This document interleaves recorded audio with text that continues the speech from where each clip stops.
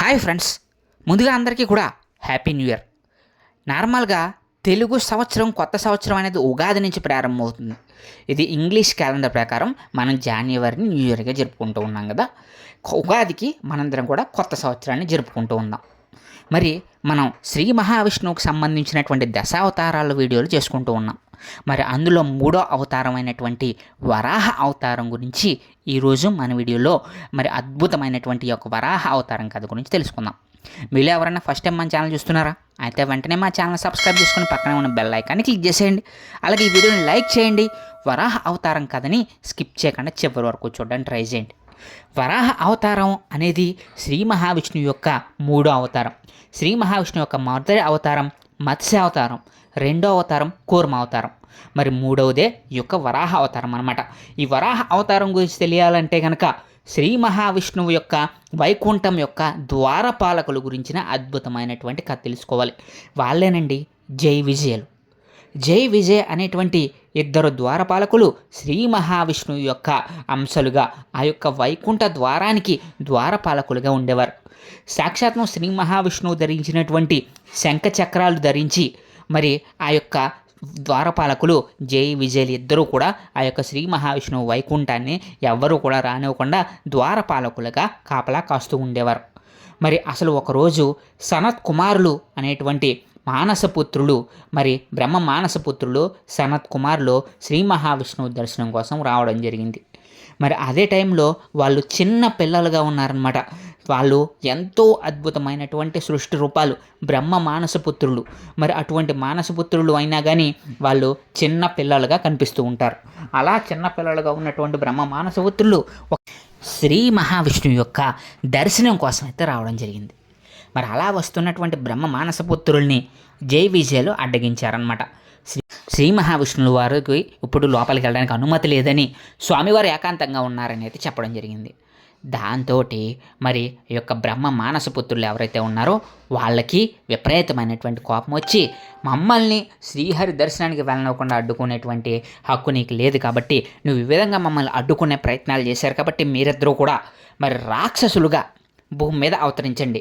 ఈ యొక్క మరి ఈ యొక్క అవతారం ఏదైతే ఉందో, ఇప్పుడు మీరు వైకుంఠ పాలకులు కాబట్టి మీరు 7 జన్మల పాటు రాక్షసులుగా భూమి మీద జీవించండి అని చెప్పేసి అయితే శపించడం జరిగింది. ఆ విధంగా శపించగానే మరి బ్రహ్మ మానసపుత్రుల యొక్క శాపాన్ని జై విజయులు భరించలేకపోయారు. వెంటనే శ్రీ మహావిష్ణువు సాక్షాత్కరించాడు. అక్కడ వచ్చినటువంటి శ్రీ మహావిష్ణువుని మరి జై విజయులు వేడుకున్నారనమాట. స్వామి, మరి ఈ విధమైనటువంటి శాపానికి గురయ్యాం, మేము తెలియక చేసినటువంటి ఈ అపరాధాన్ని మన్నించండి అని చెప్పి శ్రీ మహావిష్ణువుని వేడుకున్నారు. అప్పుడు శ్రీ మహావిష్ణువు ఏం చెప్పారో తెలుసా? నేను వీళ్ళ యొక్క శాపాన్ని నేనైతే ఏమీ చేయలేను, కానీ కొన్ని సడలింపులు అయితే ఇవ్వగలను అని చెప్పి ఆ సడలింపుల గురించి శ్రీ మహావిష్ణువు జై విజయులకి ఈ విధంగా చెప్పాడు. మీరు మొత్తం జై విజయుల కింద ఉన్నారు కాబట్టి 7 జన్మలు మీరు భూమి మీద అయితే అవతరించవలసి ఉంటుంది. మరి మీరు 7 జన్మలు కూడా శ్రీ మహావిష్ణువు అయినటువంటి నా భక్తులుగా జన్మించాలి అనుకుంటే 7 జన్మలు మీరు నా భక్తులుగా భూమి మీద జన్మించి 8వ జన్మ, 7 జన్మలు పూర్తవగానే 8వ జన్మలో మళ్ళీ మీరు ద్వారపాలకులుగా రావాలి. లేదు అంటే 3 జన్మలు మహావిష్ణువు యొక్క శత్రువులుగా జన్మించి 4వ జన్మలో మీరు ఇక్కడికి వస్తారు. మీకు 3 జన్మలు కావాలా? 7 జన్మలు నాకు మిత్రులుగా లేకపోతే నా యొక్క భక్తులుగా 7 జన్మలు ఎత్తుతారా, నా యొక్క శత్రువులుగా 3 జన్మలు ఎత్తుతారా అని చెప్పేసి జై విజయుల్ని అడగడం జరిగింది. అప్పుడు జై విజయులు ఇద్దరు, మిమ్మల్ని విడిచి ఈ యొక్క వైకుంఠాన్ని మిమ్మల్ని విడిచి మేము 7 జన్మలు అయితే ఉండలేం కాబట్టి 3 జన్మలు మీకు శత్రువులుగానే జన్మిస్తాము అని చెప్పేసి అయితే చెప్పడం జరిగింది. దాంతో శ్రీ మహావిష్ణువు వాళ్ళని అనుగ్రహించగానే వాళ్ళు వెంటనే కూడా 3 జన్మల పాటు శత్రువులుగా జన్మించేటువంటి ఆ యొక్క శాపాన్ని తీసుకుని భూమి మీదకి వస్తారు. వాళ్ళు ఎవరో కాదు, హిరణ్యాక్షుడు, హిరణ్యకశిపుడు. మనందరికీ తెలుసు కదా, హిరణ్యాక్షుడు, హిరణ్యకశిపుడు ఇద్దరు కూడా సోదరులు. సో వీళ్ళే జై విజయులుగా జన్మలు తీసుకుని హిరణ్యాక్షుడి కింద, హిరణ్యకశిపుడి కింద, మరి ఒక జన్మలో హిరణ్యాక్షుడు, హిరణ్యకశిపుడు యొక్క మరి ఆ యొక్క సోదరుల కింద భూమి మీద అవతరిస్తారు. శ్రీహరి అంటే పరమ శత్రువుల కింద వీళ్ళైతే రాక్షస జాతిలోనే, అద్భుతమైనటువంటి రాక్షస జాతిలోనే ఒక గొప్ప శక్తివంతులైనటువంటి రాక్షసులుగా భూమి మీద జన్మిస్తారు. శ్రీ మహావిష్ణువు యొక్క అవతార కథలు అంటే ఇలాగే ఉంటాయండి. చూసారా ఎంత అద్భుతంగా మరి ఆ యొక్క అవతారాన్ని సృష్టించుకున్నాడో శ్రీ మహావిష్ణువు. వీళ్ళిద్దరు వల్లే, జయ విజయుల వల్లే వరాహ అవతారం, అలాగే హిరణ్యాక్షుడు వల్ల వరాహ అవతారం వస్తుంది, హిరణ్యకశిపుడు వల్ల నారసింహ అవతారం వస్తుంది. మరి వీళ్ళిద్దరికీ కారణం ఎవరంటే ఈ యొక్క జయ విజయుల యొక్క ఈ అద్భుతమైనటువంటి కథ. మరి వీళ్ళు ఈ విధంగా హిరణ్యాక్షుడి కింద, హిరణ్యకశిపుడి కింద, అన్నదమ్ముల కింద భూమి మీద అయితే జన్మించారు. మరి ఆ విధంగా హిరణ్యాక్షుడి యొక్క రాక్షస అవతారం భూమి మీదకి వచ్చింది. మరి భూమి మీదకి రాగానే హిరణ్యాక్షుడు మరి ఏం చేశాడనంటే విష్ణువు మీద విపరీతమైనటువంటి ద్వేషం, ఎలాగైనా సరే ముల్లోకాలను జయించి విష్ణులోకాన్ని జయించాలి. మరి అదే లక్ష్యంగా మరి హిరణ్యాక్షుడు అందరి మీద రాక్షసులందరినీ పంపించి మానవుల మీద మరి అలాగే దేవతల మీద యుద్ధాన్ని ప్రకటిస్తాడు. అలాగే అక్కడ విష్ణు నామం చేసే వాళ్ళని అందరినీ కూడా, ఋషులని మొత్తం అందరినీ కూడా బంధించి నానా విధాలుగా బాధలు పెడుతూ ఉంటాడనమాట. ఆ విధంగా బాధలు పెడుతూ హిరణ్యాక్షుడు ఏం చేస్తూ ఉంటాడంటే మొత్తం అందరినీ కూడా బాధ పెడుతూ ఉంటాడు. మరి అప్పుడు ఏమవుతుందంటే హిరణ్యాక్షుడికి తనకి ఎలాగైనా సరే మరణం లేని వరం కావాలి అని చెప్పేసి తాను ఎలాగైనా సరే ముల్లోకాలని జయించాలంటే తనకు మరణం ఉండకూడదు. మరి మరణం లేని వరం కావాలని ఏం చేశాడనంటే బ్రహ్మదేవుడి కోసం తపస్సు చేస్తాడు ఈ హిరణ్యాక్షుడు. వెంటనే హిరణ్యాక్షుడి యొక్క తపస్సుని భగ్నం చేయడానికి దేవేంద్రుడు ఎన్నో రకాలుగా ప్రయత్నం చేస్తాడు. కానీ చివరికి హిరణ్యాక్షుడు అవన్నీ జయించి బ్రహ్మదేవుడిని ప్రత్యక్షం చేసుకోగలుగుతాడు.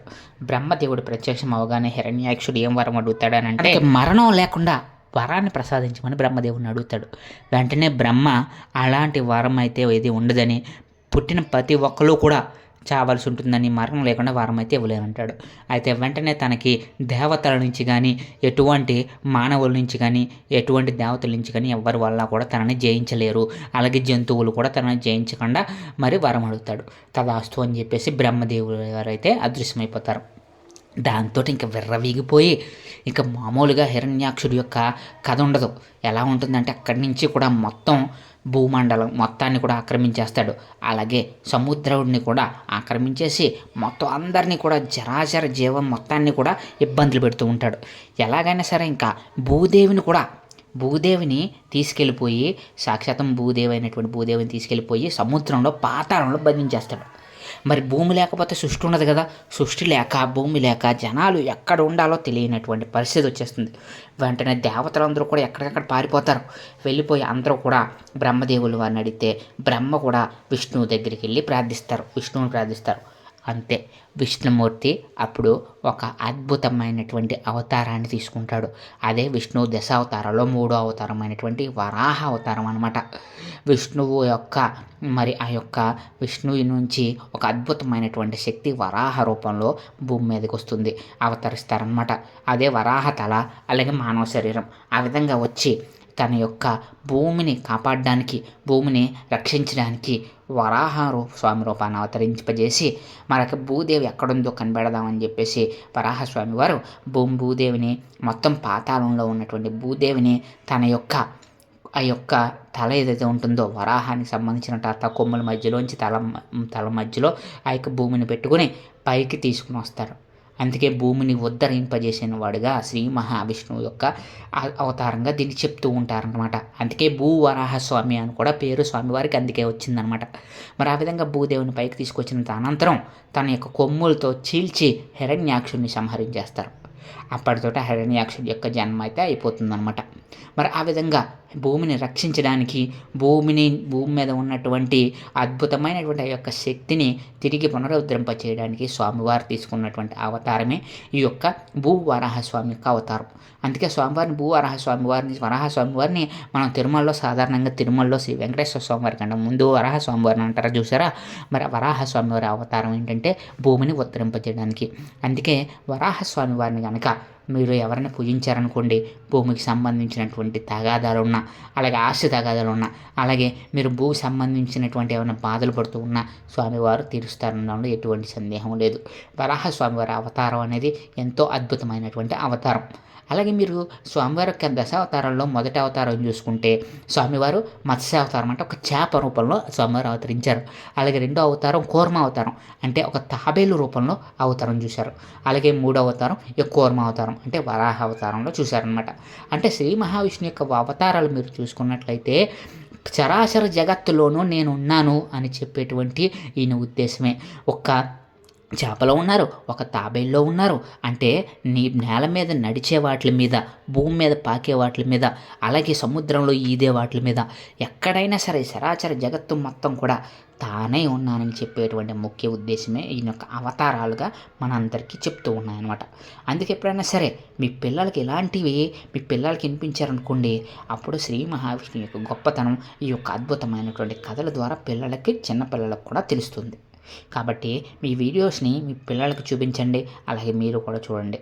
వరాహస్వామి యొక్క అవతారం యొక్క అద్భుతమైనటువంటి కథ ఇక్కడితో ముగిసింది. మరి ఇది ఫ్రెండ్స్ ఈరోజు మన వీడియో. మరి రేపటి వీడియోలో మనం నరసింహస్వామి వారి అవతారం కథ గురించి అద్భుతమైనటువంటి వీడియోతో మీ ముందుకైతే వచ్చేస్తాను. మీలో ఎవరైనా సరే ఫస్ట్ టైం మన ఛానల్ చూస్తున్నారా? అయితే వెంటనే సబ్స్క్రైబ్ చేసుకోండి ఫ్రెండ్స్. సబ్స్క్రైబ్ చేసుకుని మా ఛానల్ని సపోర్ట్ చేసి మాకు సపోర్ట్ చేయండి friends. Thank you friends. Thank you so much.